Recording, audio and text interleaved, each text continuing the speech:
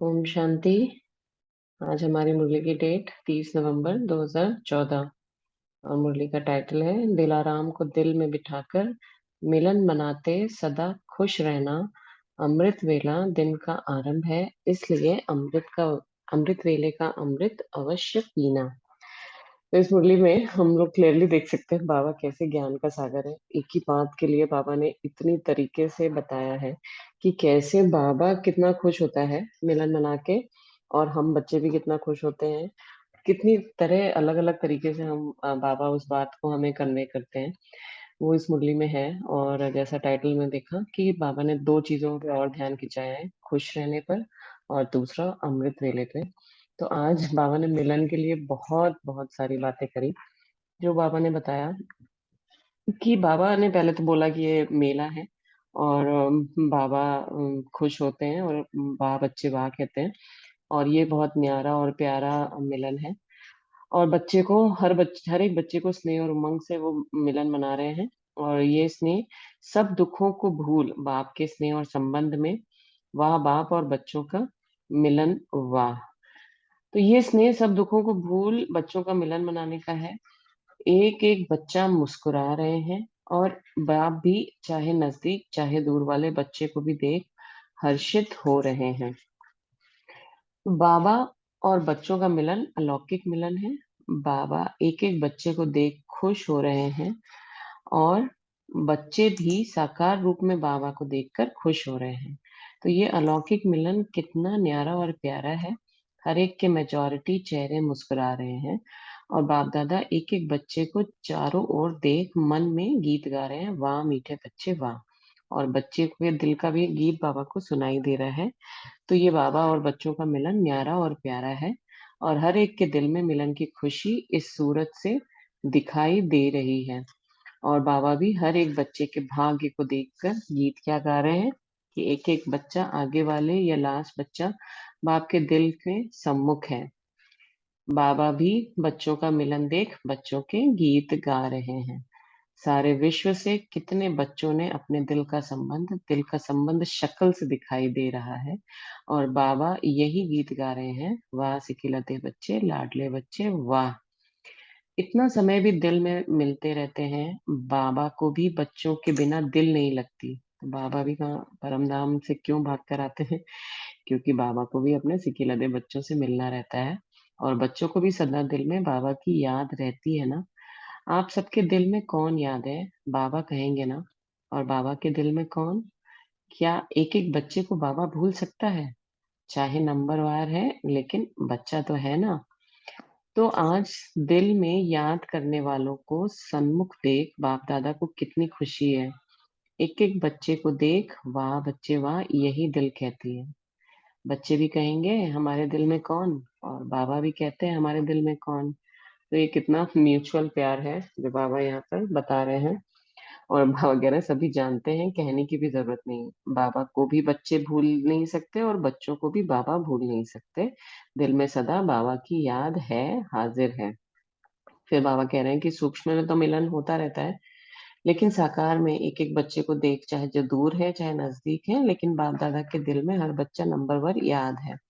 तो आज एक एक बच्चे को साकार रूप में देख, समीप देख, सम्मुख देख, वाह बच्चे वाह का गीत गा रहे हैं। और सभी के दिल में कौन रहता है, कौन है, क्या कहेंगे, मेरा बाबा कहेंगे ना। और बाबा भी क्या कहते हैं कि कितने भी कहाँ भी बच्चे हैं लेकिन हर एक के दिल में है, इसलिए बाबा को कहते ही हो दिलाराम। बाबा को एक एक बच्चे को साकार रूप में देखते हुए कितनी खुशी होती है। वह तो जानते भी, वह तो बच्चे भी जानते, बाबा भी जानते। तो सभी दिल से खुश है ना, हाथ उठाओ। दिल में खुश है, क्यों? क्योंकि बाबा जानते हैं अगर कोई भी बात आती तो भी याद करते हैं और याद करने से इमर्ज हो जाते हैं। बाबा भले कितने भी बच्चे हैं बाबा के पास, लेकिन बच्चे बाबा को नहीं भूलते और बाबा बच्चों को नहीं भूलते। डायमंड हॉल में मुरली चल रही है तो बाबा कह रहे हैं ये तो छोटा सा हॉल है, इसमें इस अनुसार साकार रूप में बैठे हैं, लेकिन आकारी रूप में इमर्ज करो तो कितने बच्चे इमर्ज होते हैं।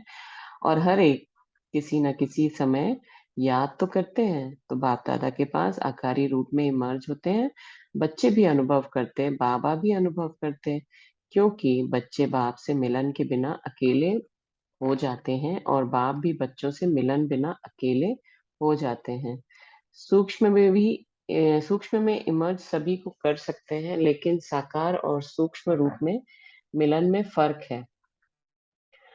फिर बाबा ने जो यहाँ दूसरी बात खुशी की, बाबा कोई भी मुरली हो उसमें खुशी जरूर हमारी याद दिलाते हैं। तो बाबा ने कहा कि सभी बच्चे सदा खुश रहते हैं या कभी कभी। तो जो सदा खुश रहते हैं, कोई भी बात हो जाए, क्योंकि कलयुग है। तो बाबा क्या याद दिला रहे हैं कि कलयुग है, बातें तो आएंगी ही, लेकिन ये बाप और बच्चों का संबंध ऐसा है, जो बच्चा कहे बाबा और बाबा कहे बच्चे, मिलन होता ही रहता है।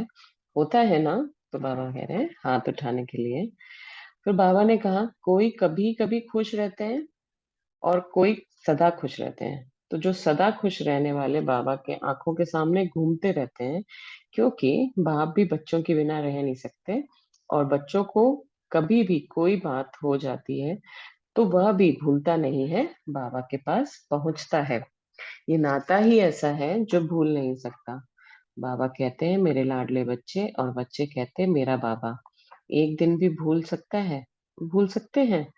भूल सकते नहीं, क्योंकि बाबा और बच्चों का ऐसा दिल का नाता है जो दिल में रहता ही है। बाबा भी नहीं रह सकते, बच्चे भी नहीं रह सकते। जैसे आज स्थूल में सम्मुख मिलन मना रहे हो, ऐसे बाप बच्चों को इमर्ज करते मिलते रहते हैं। बच्चे भी तो मिलते रहते हैं ना।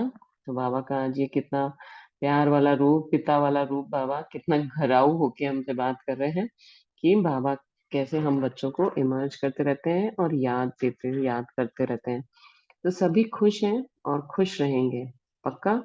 कोई भी छोटी मोटी बात आवे, लेकिन खुशी नहीं जाए।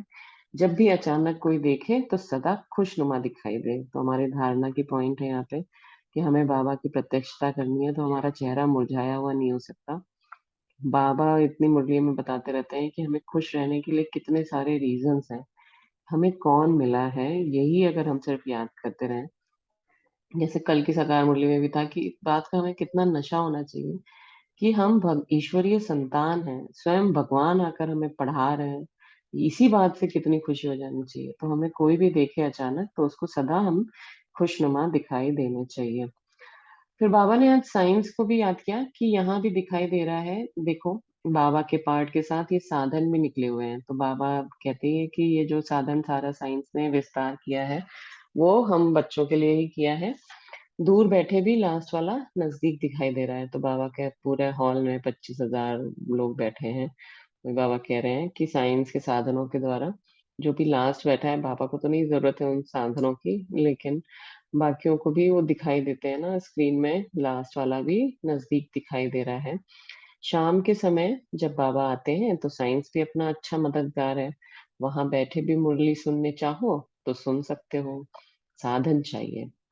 तो जैसे आप बाप को याद करने के बिना नहीं रह सकते, वैसे बाप भी बच्चों को याद करने बिना नहीं रह सकते हैं। बाप भी इमर्ज करके मिलते हैं, रह नहीं सकते। तो आज के दिन साकार रूप में मिलन का दिन है। बाबा बच्चों को देख रहे हैं और बच्चे बाबा को देख रहे हैं। फिर बाबा ने प्रोग्रेस पे हमारा ध्यान खिंचाया कि तो सभी आज से प्रोग्रेस क्या करेंगे, क्योंकि हम बाबा से मिल के आ रहे हैं। तो बाबा से मिलना मतलब मधुबन जाना, मधुबन जाना मतलब आगे बढ़ना। तो आगे बढ़ने में हम क्या प्रोग्रेस करेंगे, क्योंकि हर समय आगे बढ़ना है। तो क्या आगे बढ़ेंगे? आगे बढ़ना अर्थात दिल में बाप दादा को समाना। तो हमारे बाबा दिल में तो रहते हैं, लेकिन उसकी परसेंटेज बढ़ती रहे, उसका टाइम पीरियड बढ़ता रहे, ये होता है बाप दादा को समाना। दिल की बात कभी भी भूल नहीं सकती और दिल में सदा याद रह सकती है। रहती है ना? दिल में रह सकती है। सम्मुख की बात अलग है, क्योंकि हम हर समय फिजिकल बॉडी से तो बाबा के सामने नहीं रह सकते, लेकिन बाबा कह रहे हैं दिल में याद रह सकती है।